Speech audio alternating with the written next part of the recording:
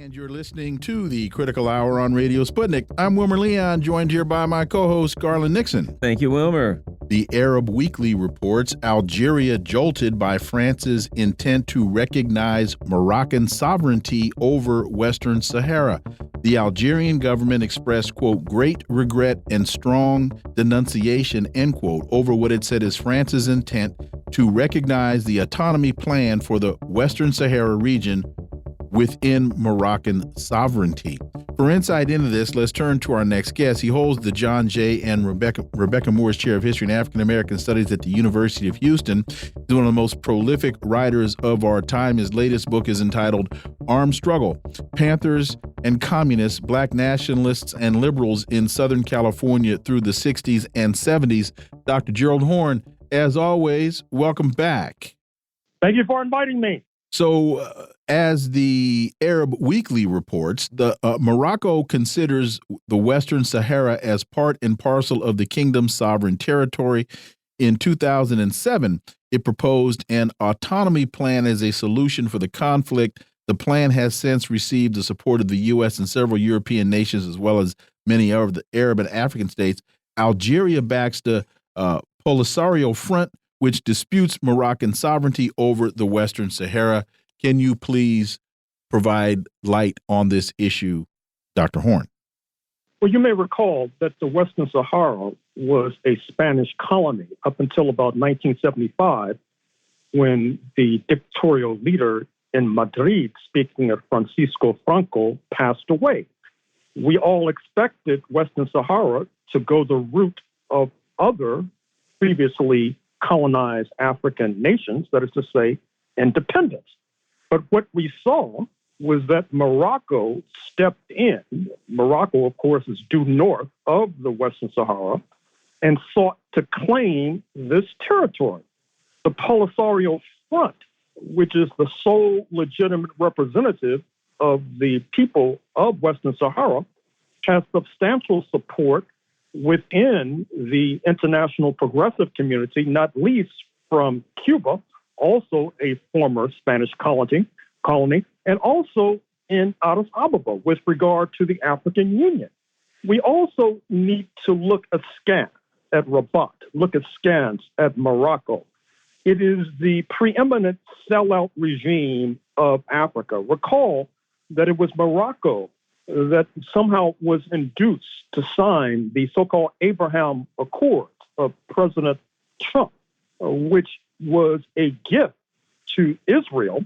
And in return for this gift to Israel, we now see the payoff.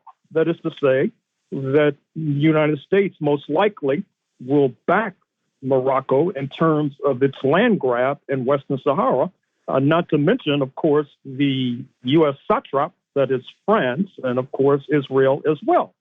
But the ultimate payoff with regard to Western Sahara happens to be natural resources, phosphates not least, which are important for fertilizers, which in turn is important for what may be a preeminent issue of the 21st century, that is to say, food. We know that with regard to food, there are U.S. monopoly concerns that are definitely interested in the question of fertilizer. Speaking of the ABCD powers of the United States, Archer Daniels Midland, ADM, Bunge, Cargill, and of course Dreyfus. Dreyfus, of course, associated with Julia Louis-Dreyfus, the Hollywood star, and of course, formerly with Seinfeld. Now, we also know that with regard to Morocco being a sellout regime, this has a lengthy pedigree and a very deep vintage. Indeed, if you look at my book on the 16th century, what you will take away is the fact that one of the reasons why London became preeminent in the African slave trade in the 1590s in particular was because of a deal that they cut with Morocco against the interests of the Songhai Empire, which had been one of the major powers on the African continent. And with the joint London-Rabat defeat of the Songhai Empire, you saw the onrushing African slave trade, which helped to deposit many of our ancestors on these shores. This continues to this very day. I'm sure you've been following the tragedies that are now recently unfolding in Mali, formerly the headquarters of the Songhai Empire, with regard to the slaying of many of the allies who have come to assist the Malians in terms of fighting religious zealots and other separatists. You can bet your bottom dollar that the Moroccans are helping to stir that pot, as well as helping to destabilize the Association of Sahel States, which includes not only Mali, but Burkina Faso and Niger. But the United States also has a long history in terms of this sellout regime in Rabat. Recall that it was Morocco that was one of the first states to recognize post-1776 the United States of America, thereby turning against its former ally in London. And of course, Morocco also has had a very contentious relationship with its neighbor, speaking of Algeria. Recall that when Algeria was surging to independence in its struggle to the death with the colonial master in France, it did not receive the kind of support from Morocco that one might have expected under ordinary circumstances. And I think that importantly for our audience, we need to recognize that anti-Blackness is deeply embedded in North Africa generally and Morocco in specifics. You may want to look at the book by the historian Chouki El Hamel, Chouki Chouki El Hamel, Hamel, Black Morocco, which talks about this in some length, and particularly the decades, if not centuries-long effort in Morocco to perpetuate enslavement of darker-skinned people, something you already see having a resurgence in not only Mauritania, in that neighborhood, but also Libya, the source of the contentious U.S. overthrow of the Gaddafi regime almost a decade and a half ago. Recall as well that when the Black Panther Party was receiving succor and support from Algeria, it received no such assistance from Morocco, unsurprisingly. And so we have a stake, along with Polisario, along with the African Union, along with the Sahel states, along with Cuba, in terms of opposing this land grab, and of course opposing France as well, because we also know that France has used the excuse of the Olympics to delay appointing a prime minister who most likely would come from the left Popular Front, Communist Socialist Greens, and France Unbowed. And of course, its decision by President Macron to delay naming a prime minister and also extending this support to Morocco likely will be reversed once a prime minister is appointed. And so we see that France is scrambling to try to stay ahead of events, scrambling unsuccessfully, I might add, despite this coup that they pulled off in league with Morocco. Former South African President Jacob Zuma is in the news again as he's been expelled from the ruling African National Congress Party after he backed a rival party in May's parliamentary election that saw the ANC lose the majority. Your thoughts, Dr. Horne? Well, the question for the ANC is what took them so long to expel former President Jacob Zuma. I mean, it's about time. After all, he campaigned against the party a few weeks ago, receiving 15% of the vote, helping to erode the ANC majority. His party refused to join the government of national unity. The coalition government is now the major party of opposition in the parliament. Mr. Zuma, despite his alleged credentials of being a leader of the ANC, has turned out to be something of a Zulu nationalist. Recall that it was just a few years ago when he was facing serious criminal charges that in his Zulu headquarters in Durban, he unleashed a January 6th style insurrection that led to the deaths of hundreds.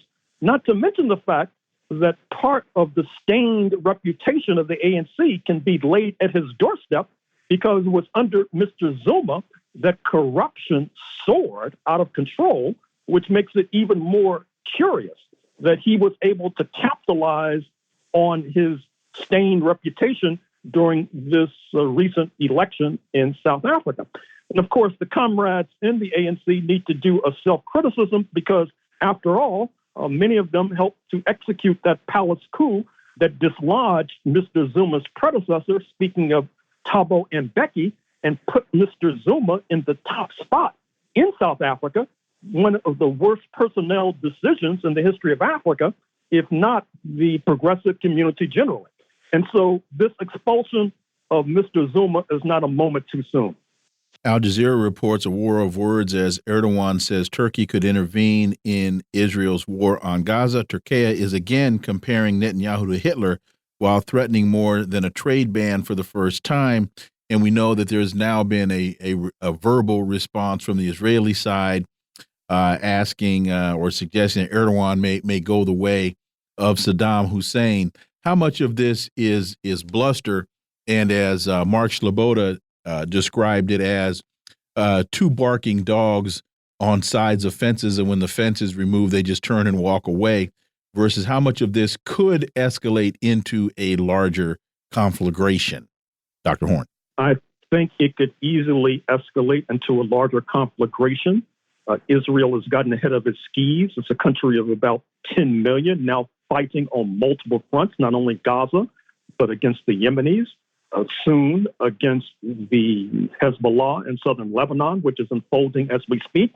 Not to mention now it's taking on the giant of the sub-region, speaking of Turkey, a country of 80 plus million, a well-armed country, a country that once ruled that entire region, including Israel itself, by the way, before its defeat in World War I, circa 1918. And so we see that Mr. Erdogan should be taken seriously, in my opinion, with regard to his implied threats to Israel. After all, he attended the Shanghai Cooperation Organization meeting just a few weeks ago, which was very curious for a leader of a so-called NATO country to do. He's obviously flexing his muscles and flexing the formidable muscles of Turkey.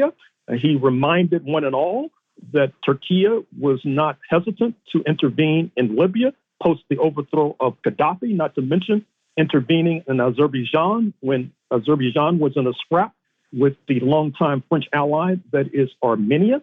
And so I think that the European countries, particularly the aforementioned France, are going to have to pay a heavy price for running afoul of Mr. Erdogan and also excluding Turkey from the European Union, as Turkey has an option, which is, of course, looking east towards Russia and China, not to mention reestablishing its former foothold in historic Palestine. And really quickly, as we get out, we know that Erdogan has a tendency to want to play both sides against the middle. And if he were to intervene on behalf of the Palestinians, then he is definitely putting a stake in the ground in terms of which side of the equation, that being the West or the United States, that he's going to be on. And is he, yeah, he's flexing. He always flexes, but rarely does he seem, as they say, if you're feeling froggy, jump. He doesn't seem to jump when he's starting to feel froggy. Well, I'm not so sure. Recall that he almost single-handedly has destabilized his neighbor, speaking of Syria, and part of this larger story here is a reconciliation between Damascus and Ankara, which I think gives Mr. Erdogan impetus to now turn against Damascus's major antagonist, speaking of Israel.